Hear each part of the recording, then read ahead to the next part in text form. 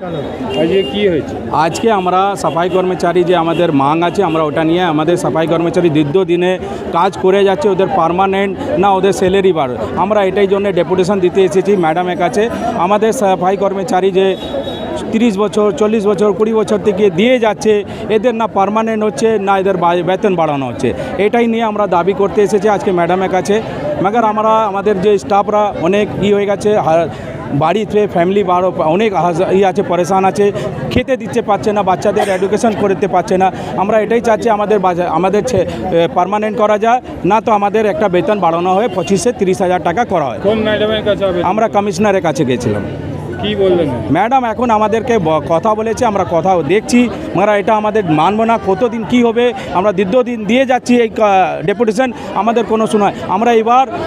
corporation পুরো বন্ধ করে দেব আর আমরা হাবড়ায় পুরো বন্ধ থাকবে প্লাস পুরো কলকাতা বন্ধ হয়ে যাবে আস্তে আস্তে আমরা মেয়র কাছে भी যাব ফিরাদ হাকিমের কাছে যদি আমাদের এই কথাটা যদি না শোনা যায় আমরা নমন্য ঘেরাও করব এই 2 মাসের ভিতরে আমরা অনেক বড় আন্দোলন করতে যাব না তো আমরা ভুক হরতালে বসবো এমনি খেতে পাচ্ছি না আমরা এমনি বসে যাব মगर আমাদের দাবি আমার নাম সুজিত কুমার বাল্মীকি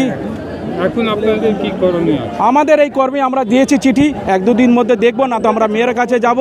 আর যদি না আমাদের কথা না হয় নমন্য আমরা হরতাল করে দেব আমাদের স্টাফরা বলছে কি যদি আমাদের কথা আমরা একসাথে বসবো কথা বলে যে পয়সাটা এখানে খাওয়া হচ্ছে 100 দিনে আমাদের কিছু আমাদের যে লোক কাজ করছে কাজ করে যাচ্ছে আর যে বাকি আছে